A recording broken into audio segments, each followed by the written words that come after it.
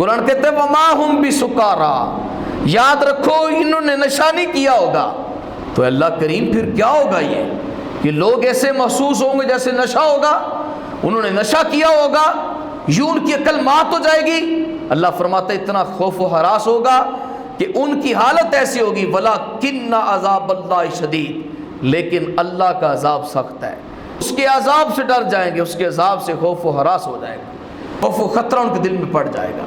تو قرآن کہتا ہے ڈرو اس دن سے، اس دن کے زلزلہ، جس دن کی تھر تھراہٹ بہت بڑی چیز ہے، جس کو قرآن نے بیان کیا ہے۔ جب لوگ ایسے ہوں گے تو دیکھے گا قیامت کے قریب جیسے نشائی گرے ہوتے ہیں، تو قرآن اس کو اور ایک اور مقام پہ بیان کیا۔ قرآن کہتا ہے القارعۃ ما القاریہ وما ادراک ما القاریہ یوم یکون الناس کالفراش المبثوث۔ قرآن کہتے ہیں قیامت جب قریب آئے گی تو اتنی خوفناک آواز آئے گی، القاریہ وہ دل دہلا دینے والی آواز، مل قاریہ وہ کیا ہے دل کو دہلا دینے والی؟ قرآن کہتا ہے وما ادراک ما القاریہ، تم نہیں جانتے وہ دل کو دہلا دینے والی کیا ہے۔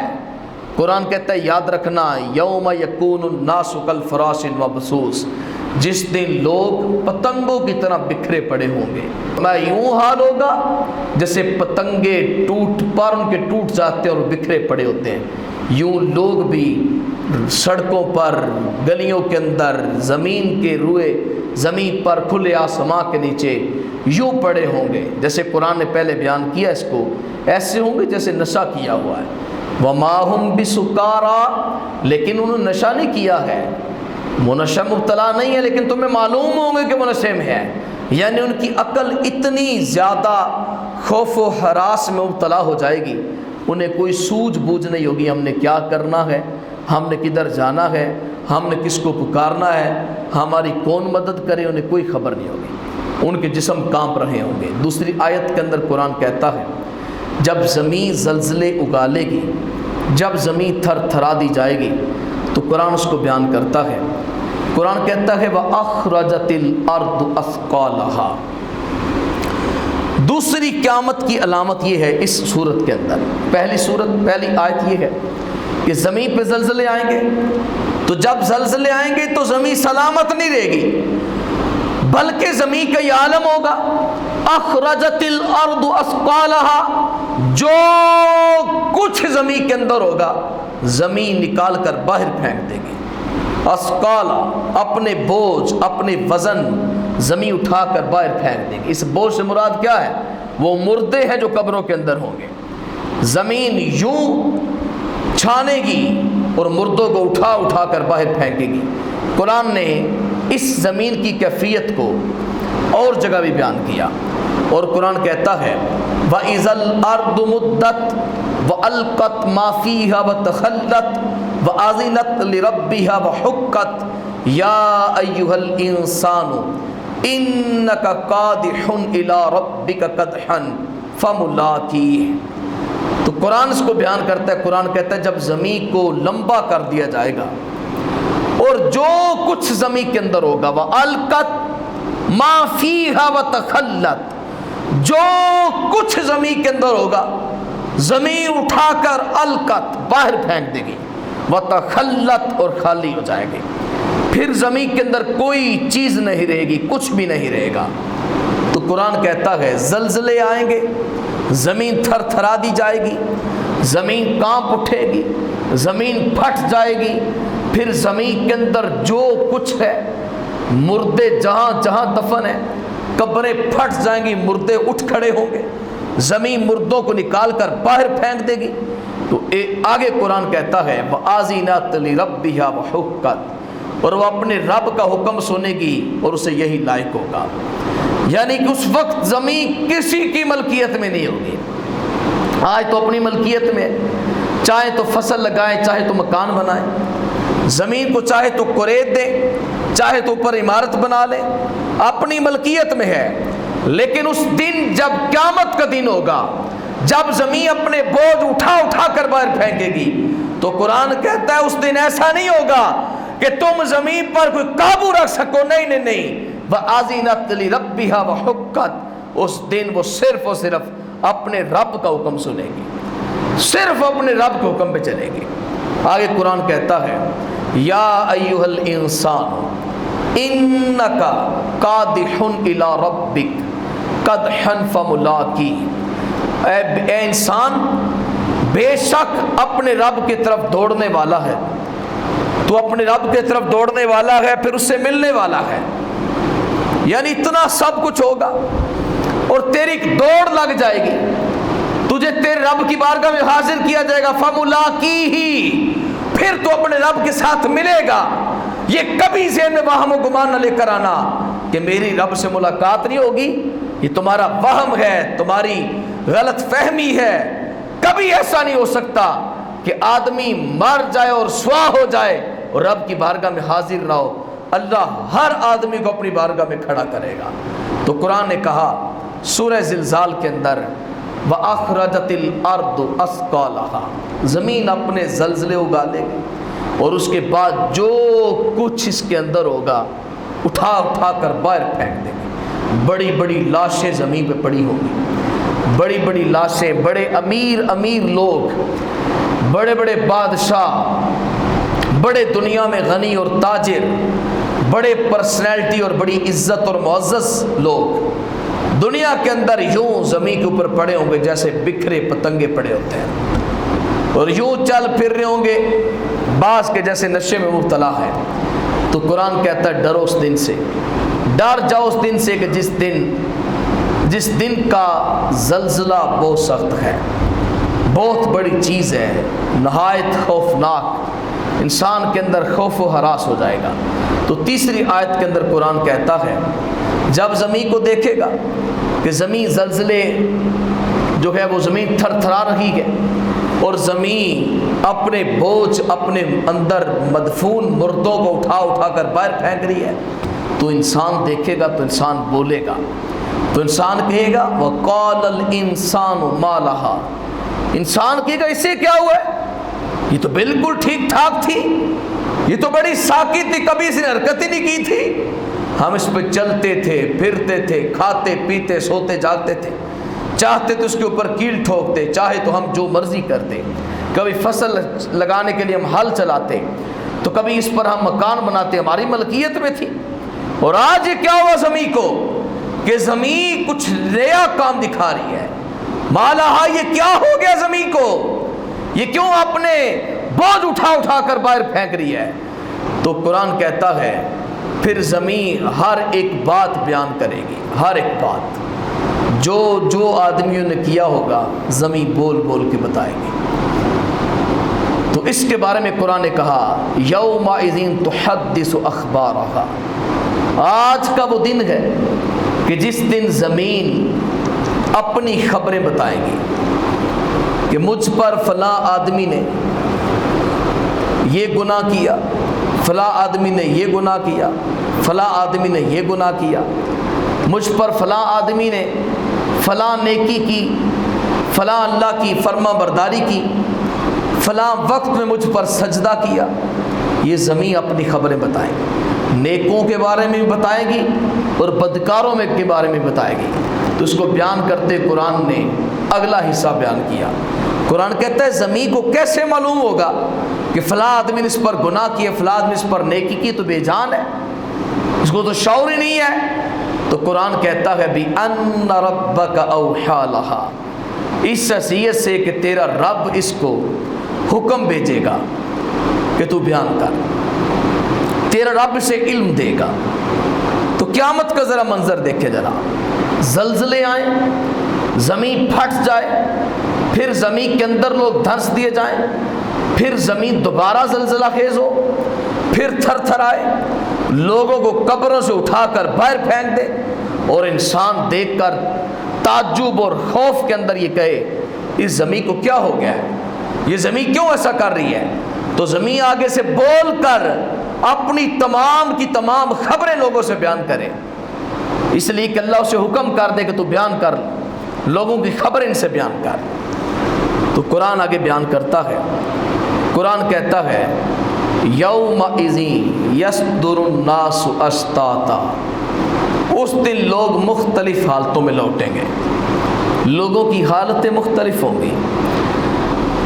جب وہ میری بارگاہ میں آئیں گے اتنے خوفناک منظر دیکھ کر، اتنے پرخطر مناظر دیکھ کر جب وہ میری بارگاہ میں آئیں گے تو اس وقت ان پر ایسی حالت ہوگی کہ ہر شخص مختلف کیفیت مختلف حالت میں ہوگا، لیکن یہ وہ مقام ہے جس پر گناہ گار پر ایسے غشی طاری ہوگی جیسے اس نے نشہ کیا اور یوں مدہوش ہو جائے گا، اسے کوئی خبر نہیں ہوگی میں کدھر ہوں۔ لیکن یہ دن وہ دن ہے جس دن اللہ کے نیک بندوں کو امان ہوگی۔ قرآن کہتا ہے وَلَا خَوْفٌ عَلَيْهِمْ وَلَا هُمْ يَحْزَنُونَ، یہ وہ لوگ ہیں اللہ کے ولی، اللہ کا قرب پانے والے، جنہوں نے اپنی زندگیوں کو دنیا داروں کی محبت میں غرق نہیں کیا، جنہوں نے اپنی زندگیوں کو دنیا داروں کی محبت میں غفلت میں نہیں گزارا، بلکہ ان کے سجدے، ان کی جبینیں میری بارگاہ میں سجدوں میں جھکتی تھی، ان کی زبانوں پر میرا ذکر تلاوت قرآن رہتی تھی، ان کے دلوں میں کبھی باطنی بیماریاں نہیں آئیں بلکہ اللہ اس کے رسول کی یاد بستی تھی۔ تو یہ وہ لوگ ہیں جنہوں نے تقوی اختیار کر لیا، اپنے آپ کو ڈرا لیا، اپنے اندر خشیت کو پیدا کر لیا۔ تو قرآن کہتا ہے الا ان اولیاء اللہ لا خوف علیہم ولا هم یحزنون، فرمایا کہ جو اللہ کے ولی ہیں قیامت کے دن بھی اور دنیا کے اندر بھی نہ کوئی خوف ہوگا نہ کوئی غم ہوگا، جنہوں نے اللہ کا قرب لے لیا۔ فرمایا شرط یہ ہے ولی وہ ہوتا ہے جو ایمان والا ہو اور متقی ہو، تو جس نے تقوی اختیار کیا ایمان لانے کے بعد، اللہ سے ڈر گیا، اللہ کی بارگاہ میں نافرمانی نہیں کی بلکہ فرما برداری میں سر جھکا کے زندگی گزار دی، تو ایسا بندہ خوف و خطر سے محفوظ ہوگا۔ تو قرآن بیان کرتا ہے جنہوں نے غفلتیں کی، جنہوں نے ہماری نافرمانیاں کی، لمحہ لمحہ ہم سے غافل رہے، فرمایا یومئذ یصدر الناس اشتاتا، اس دن لوگوں کی حالتیں مختلف ہوں گی، مختلف حالتوں میں لوگ جو ہے وہ لوٹیں گے۔ لیروا اعمالہم، کیوں لوٹیں گے؟ تاکہ انہیں ان کے اعمال دکھائے جائیں، انہیں دکھایا جائے ان کا نامہ اعمال، تم نے زندگی میں کتنی نمازیں قضا کی، تم نے کتنے روزے قضا کیے، تم نے زکوٰۃ نہیں دی، تم نے جو ہے وہ کتنا کسی کا حق مارا ہے، حقوق العباد اور حقوق اللہ میں کتنی کمی کی ہے۔ تو قرآن کہتا ہے ایک ایک بات ان کے سامنے کھول کے رکھ دی جائے گی، حالتیں مختلف ہوں گی۔ جو لوگ نیک ہوں گے ان پر خوف و خطر نہیں ہوگا، اور جو بدکار ہوں گے گناہ گار ہوں گے ان کے جسم پر لرزہ طاری ہوگا، جسم کانپ رہا ہوگا، کپ کپی طاری ہوگی۔ تو قرآن کہتے ہیں ان کی حالتیں مختلف ہوں گی، لیکن فیصلہ کن بات اگلی 2 آیتوں میں کر دی۔ قرآن کہتا ہے اس دن ایسا نہیں ہو سکتا کہ کسی کا کوئی عمل چھپ جائے، کسی کا کوئی عمل ضائع ہو جائے، ایسا نہیں ہے۔ یہ ہمارے پاس جو سیونگ اکاؤنٹ ہے جہاں تمہارے اعمال سیو ہوتے ہیں، خبردار یہاں پر کوئی عمل کسی طریقے سے بھی ضائع نہیں ہوتا۔ جب تم نے عمل کر لیا تو اب وہ محفوظ ہے۔ تو قیامت کا کیا منظر ہوگا؟ قرآن کہتا ہے وَمَن يَعْمَلْ مِثْقَالَ ذَرَّةٍ خَيْرًا يَرَهُ، جو بھی تم میں سے جو بندہ بھی ایک رائی کے دانے کے برابر بھی نیکی کرے گا، نیکی کر کے لائے گا، وہ قیامت کے دن اسے دیکھے گا۔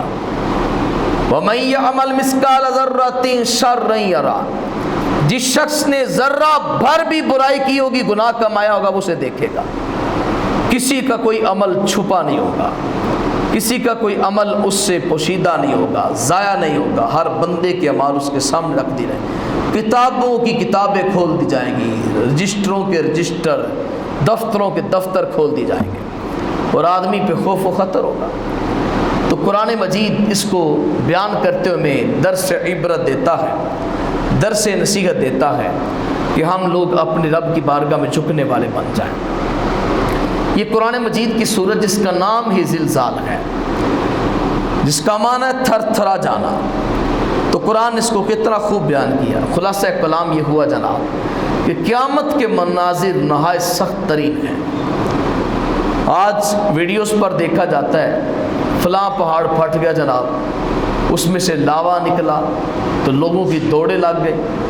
چلیں ایک جگہ سے دوڑے ہوں گے, اتنا خوف ہوتا ہے, اتنا خوف ہوتا ہے, اپنا مکان, اپنا گھر بار, سامان, مال و متاع, اولادیں چھوڑتے اور بھاگ جاتے ہیں. اب دیکھیں نا, ساری فیملی, سارا خاندان ایک گھر میں بیٹھا ہو, ایک چھت کے نیچے, اور خدا نخواستہ اچانک زلزلہ آ جائے تو کوئی دوسرے کا ہاتھ نہیں پکڑتا, ہر کسی کو اپنی پڑی ہوتی ہے, اٹھ کے بھاگ جاتے ہیں, اور جب باہر پرسکون ہوتے پھر دوسروں کو آوازیں دیتے ہیں, تم بھی باہر آ جاؤ, تم بھی باہر آ جاؤ. یعنی حقیقت کیا ہے, جب تک ہم قیامت کی ہولناکیوں سے ناواقف ہیں, ہم دنیا میں مگن ہیں, ہمیں دنیا سے محبت ہے, اور دنیا کی محبتوں نے ہمیں اتنا غافل کر رکھا ہے کہ دل میں اللہ کی خشیت ہی نہیں ہے, اللہ کا خوف ہی نہیں ہے, اللہ کا ڈر ہی نہیں ہے.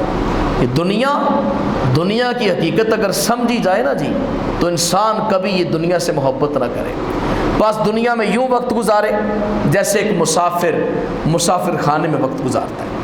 میرے آقا صلی اللہ علیہ وآلہ وسلم نے سیدنا عبداللہ بن مسعود رضی اللہ تعالی عنہ کے مبارک کندھے پہ اپنا مبارک ہاتھ رکھا اور ارشاد فرمایا, یا عبداللہ کن فی الدنیا غابر, اے عبداللہ دنیا کے اندر ایسے رہ کہ جیسے مسافر ہوتا ہے, دنیا میں جی نہ لگانا, دنیا میں دل نہ لگانا. بھائی اس وقت کتنا دیکھے نا, ایک بندہ ہے اس نے اپنا مکمل مکان جو ہے وہ آج کے دور میں دیکھا جائے تو 5-10 لاکھ روپیہ لگایا ہوگا. ایک بندہ جس نے 10 کروڑ روپیہ لگا دیا اپنے مکان پر, اتنا عالی شان مکان بنایا, دیکھنے والے حیرت زدہ ہیں, دیکھنے والے تعجب کرتے ہیں, بڑا عالی شان مکان بنایا جی.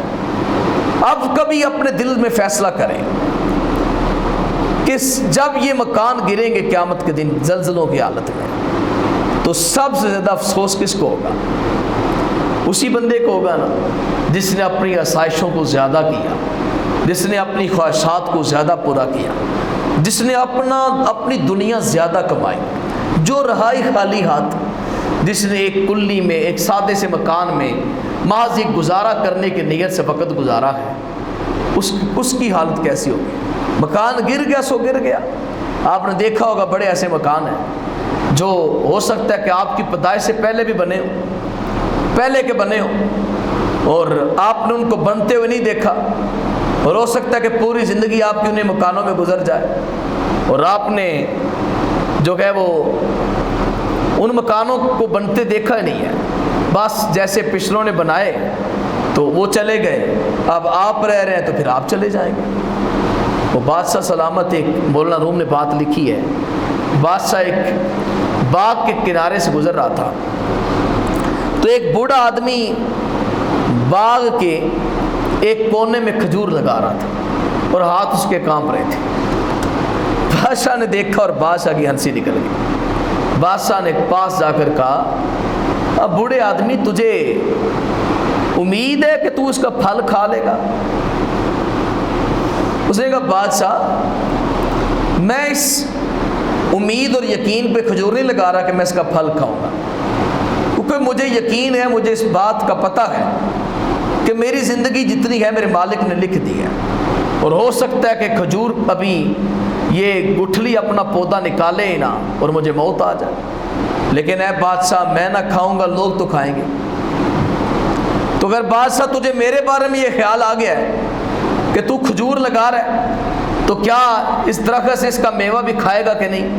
تو بادشاہ سلامت ذرا اپنی زندگی پہ غور کر, تو کتنی ترقی کر رہا ہے, سلطنت میں کتنا کچھ کر رہا ہے, لیکن بتانا تو عنقریب مر جائے گا, لیکن تجھ سے بعد میں آنے والے سے فائدہ اٹھائیں گے, اور وہ بھی پورا فائدہ نہیں اٹھائیں گے, وہ بھی دنیا سے چلے جائیں گے. تو دنیا کی حقیقت صرف یہ ذہن بات بٹھا لینی چاہیے کہ دنیا میں دل لگانے کا نہیں کہا گیا ہمیں, دنیا میں ہمیں آسائش پسند ہو جانے کا نہیں کہا گیا, بلکہ صوفیاء کرام اللہ کے ولیوں کا انداز تھا, وہ ہر وہ کام چھوڑ دیتے تھے جو دنیا کی بقا پر ان کو راغب کرتا ہو, کہ دنیا ہمیشہ رہنے والی ہے, وہ ہر کام ایسا چھوڑ. قرآن نے بیان نہیں کیا, قرآن کہتا ہے الہاکم التکاثر حتی زرتم المقابر، بڑی مشہور صورت ہے سورہ تکاثر.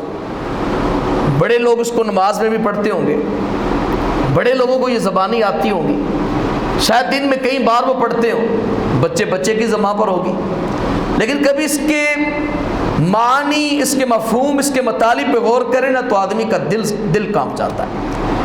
قرآن کہتے ہیں الہاکم التکاثر، تمہیں کثرت مال نے اپنے رب سے اتنا غافل کیا کہ تمہیں اپنے رب کی یاد نہیں آئی. حتی زرتم المقابر، یہاں تک کہ تم قبروں میں چلے گئے، تم نے قبروں کو دیکھ لیا. یعنی کیا معنی اس کا؟ یہ چھوٹی چھوٹی آیتیں دیکھیں. الہاکم التکاثر، تمہیں تمہارے مال کی کثرت نے اتنا رب سے غافل کیا ہے. یار میں ایک آدھ گھنٹہ اپنی دکان بند نہیں کر سکتا، اپنا کاروبار نہیں میں کلوز کر سکتا، میں اپنے رشتہ داروں، اپنے دوست احباب میں سے اٹھ نہیں سکتا میں کہ نماز کا وقت ہو چکا ہے. میں اپنے دنیا داری کے معاملات کو نہیں چھوڑ سکتا، پیسے کی ضرورت ہے مجھے، میں خاص میٹنگ میں ہوں، میں خاص مشورے میں ہوں، میں دولت کما رہا ہوں، میں تجارت کر رہا ہوں، میرے لیے لمحہ لمحہ قیمتی ہے. اگر دن کے وقت میں ایک نماز پڑھنے جاتا ہوں تو 20 منٹ میری دکان بند ہوتی ہے، تو 5 نمازیں پڑھتا ہوں تو 1 گھنٹے سے زیادہ وقت لگے گا. تو گویا کہ جو دکاندار اپنی دکان کو 1 گھنٹہ بند کرے گا، اس کے گاہک پھر کیا سوچیں گے؟ ہم نے رازق کو چھوڑ کر رزق پہ یقین بنا لیا، حالانکہ مسبب الاسباب ذات رب تعالیٰ کی ہے، ساری کائنات کو پالنے والا وہ ہے.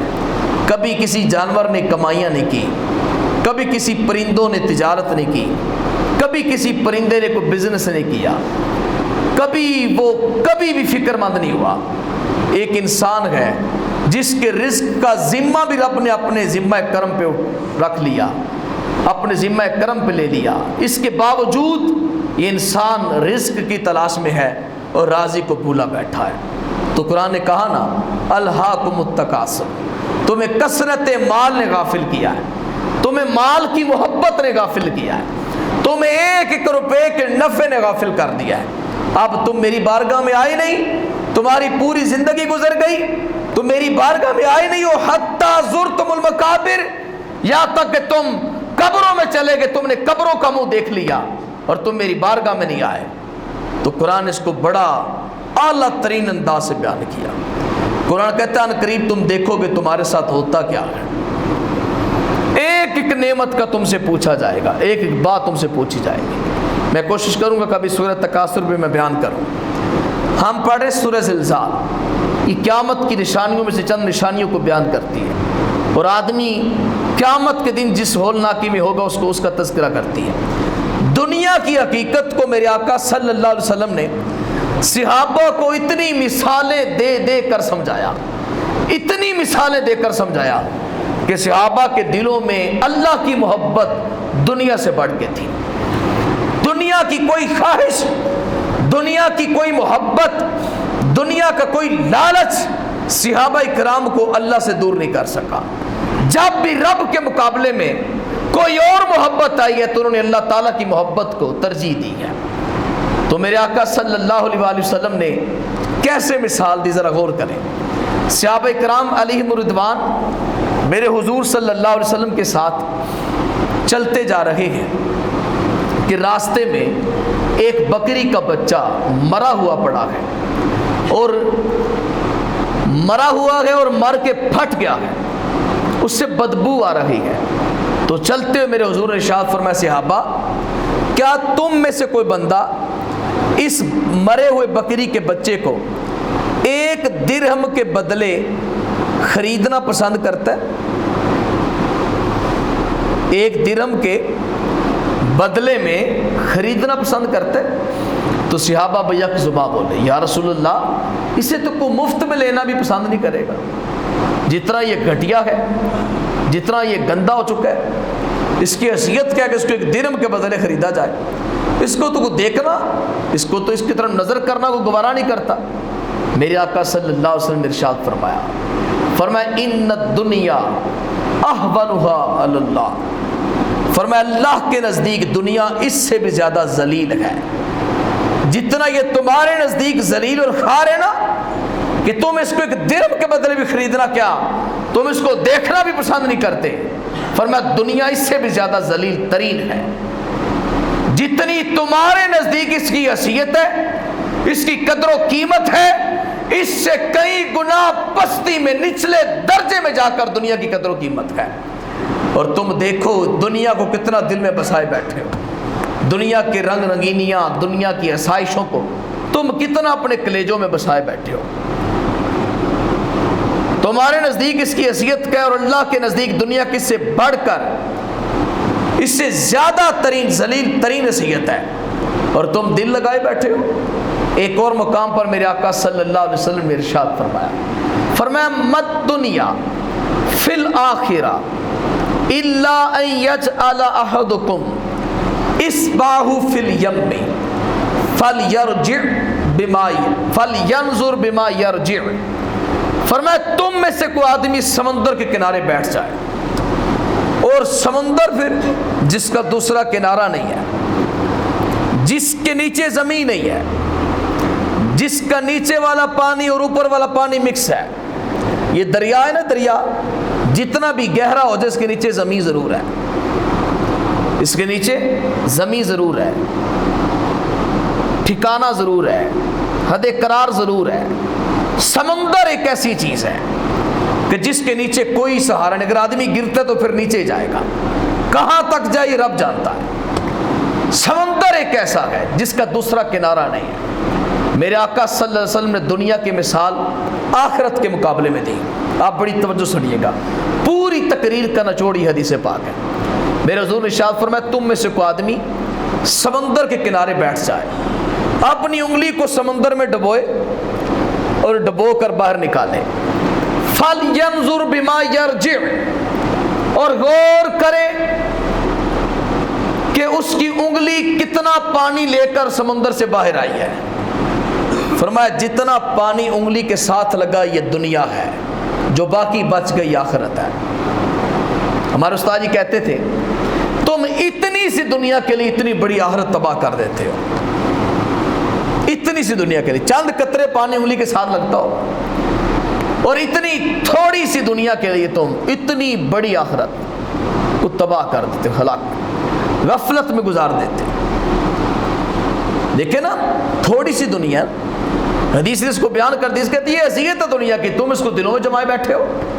تمہارے دل میں اتنی محبت چھا چکی دنیا کی کہ اب تم آخرت کو بھول گئے ہو. نمازیں تو قضا ہو رہی ہیں، روزے تو قضا ہو رہے ہیں، بے حیائی کے اڈے جمے ہوئے ہیں جناب. دنیا داری کے اندر غفلت ہی غفلت نظر آ رہی ہے. تو تم نے اس تھوڑی سی دنیا کی خاطر اتنی بڑی آخرت کو جو ہے وہ ختم کر دیا، اپنے لیے ضائع کر دیا. اب دیکھیے اس کی حد ہے، سمندر کی حد نہیں ہے. کیسی مثال میرے حضور نے دی. فرمایا تم انگلی ڈبو پانی میں، جتنا پانی باہر ہے یہ دنیا. اب اس کو ماپا جا سکتا ہے، اس کو جو ہے وہ دیکھا جا سکتا ہے، ان قریب یہ خشک ہو جائے گی اور پھر ختم ہو جائے گی. لیکن سمندر کوئی آج تک پیمانہ نہیں بنا جو سمندر کے پانی کو ماپ سکے، سمندر کی گہرائی کو ماپ سکے، سمندر کی چوڑائی اور لمبائی کو ماپ سکے. آج تک ایسا پیمانہ کوئی نہیں بنا. آپ ذرا سوچے پھر، دنیا اتنی ہے، اس کی ایک حد ہے. کتنے روز زندگی ہے بندے کی. وہ کسی شاعر نے کہا تھا زندگی کے ہیں دو جہاں، ایک یہ جہاں ایک وہ جہاں، ان دو جہاں کے درمیان فاصلہ ہے ایک سانس کا، جو چلتی رہے تو یہ جہاں، جو رک جائے تو وہ جہاں. سانسوں کی لڑی پہ یہ پرویا آدمی ہے بس، اور کیا ہے. سانسیں چل رہی ہیں تو آدمی چل رہے بس. جیسے ہی اللہ کریم کا حکم آیا بس ختم. پھر ساری پرسنالٹی، ساری عزت، سارا وقار سب ختم. اب پہلے جسے بڑے بڑے القاب سے یاد کرتے تھے نا، اب دنیا والوں کے سامنے میت کے نام سے پکارا جاتا ہے. تین چیزیں آدمی کو دنیا میں بڑی پسند ہوتی، تین چیزیں، اور تین چیزیں ہی مرتے وقت تبدیل ہو جاتی ہیں. نمبر 1 اسے اپنا مکان بڑا پسند ہوتا ہے، نمبر 2 اسے اپنا لباس بڑا پسند ہے، نمبر 3 اسے اپنا نام سے بڑی محبت ہے۔ وہ تینوں کو سب سے اعلیٰ دیکھنا چاہتا ہے، میرا نام بھی سب سے اعلیٰ رہے، میرا لباس بھی سب سے عمدہ ہو، میرا مکان بھی سب سے اعلیٰ ہو، لیکن جیسے موت آتی ہے، جیسے فرشتہ روح نکالتا ہے، تینوں کی حیثیت بدل جاتی ہے۔ اب وہ نام نہیں رہتا، میت کے نام سے یاد کیا جاتا ہے۔ اب وہ لباس نہیں رہتا، اب کفن کہا جاتا ہے۔ اب وہ مکان عالی شان محل نہیں رہتا، قبر کہا جاتا ہے اسے۔ تو بس یہ حیثیت ہے۔ شیخ سعدی نے اس کی بڑی پیاری مثال دی۔ شیخ سعدی کہتے ہیں دنیا کی مثال ایسے جیسے سانپ ہے۔ سانپ کیسے؟ فرمایا سانپ کو دیکھو نا، بڑا نقش و نگار والا ہوتا ہے، بڑا چمکتا ہے، اندھیرے میں بھی گزرے تو اس کی کھال چمک رہی ہوتی ہے۔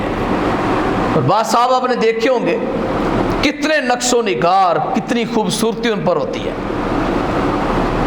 فرمایا دنیا سانپ کی طرح ہے، جب تمہارے سامنے آئے گی تو بڑی خوبصورت ہے، بڑی خوبصورت ہے، تمہارا دل لل جائے گی، تمہارا دل مائل ہو جائے گا، تم دنیا کو اپنے دل میں سمانا چاہو گے، لیکن خبردار شیخ سعدی کہتے ہیں قریب نہ جانا، یہ دنیا سانپ کی طرح ہے۔ سانپ کو جب کوئی اپنے گلے سے لگاتا ہے تو پھر موت کو گلے سے لگاتا ہے۔ تو فرمایا یہ مثال ایسے ہے، دنیا اوپر سے بڑی پیاری ہے لیکن اس کے اندر زہر بھرا ہوا ہے، جیسے سانپ کے اندر زہر بھرا ہوا ہے، دنیا کے اندر بھی زہر بھرا ہوا ہے۔ جو گم ہو گیا وہ ہلاک ہو گیا۔ تو قرآن کہتا ہے الہاکم التکاثر، تمہیں کثرت مال نے غافل کیا ہے۔ اگر تم کثرت مال میں نہ پڑتے، تم مال کی کثرت کے لالچ میں نہ پڑتے تو تم کبھی غافل نہ ہوتے۔ صرف تمہیں غافل کیا تو کثرت مال نے کر دی ہے، مال مال بس میرا مال۔ اور یہی زندگی کا افسانہ، یہ زندگی کا خلاصہ ہے۔ سب کو چھوڑ چھاڑ کر آدمی یہی رہ جائے گا۔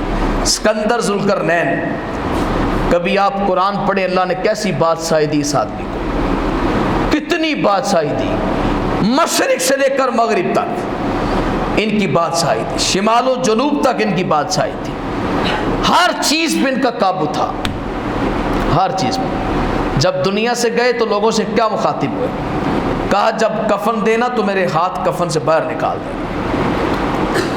تو پھر پوچھا لوگوں نے کیا وجہ ہے؟ فرمایا وجہ یہ ہے کہ دنیا والوں کو پتہ چلے اسکندر ذوالقرنین پوری دنیا کا بادشاہ تھا، مشرق و مغرب شمال و جنوب تک اس کی بادشاہی تھی، لیکن جب یہ دنیا سے گیا تو خالی ہاتھ گیا۔ تو یہ حقیقت ہے انسان کے لیے، زندگی میں بس وہی آپ کے کام آئے گا جو اپنے کما لیے نیک کمال، ویسے کچھ نہیں، جو آپ کے کام آئیں گے قبر میں بھی اور حشر میں بھی۔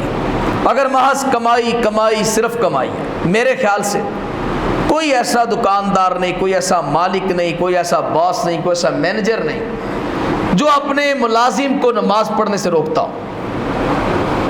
ہاں وہ پڑھے نماز، میرے خیال سے تو ایسا کوئی بھی نہیں۔